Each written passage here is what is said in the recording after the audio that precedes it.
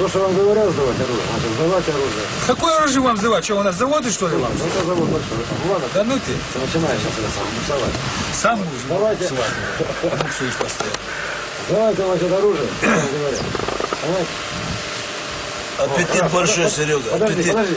Я не знаю аппетит, я не знаю, сколько там должны сдавать. Кому там будет сдавать? Все сводится к тому, что без Завгаева, без завгаевской власти Шолях не будет другой власти. Вот такому сводится это все. Почему слышишь? Почему?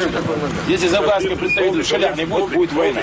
Неправильно все это. Из-за двух человек войну объявить, население уничтожать. Пускай уничтожат. Что будет плохого?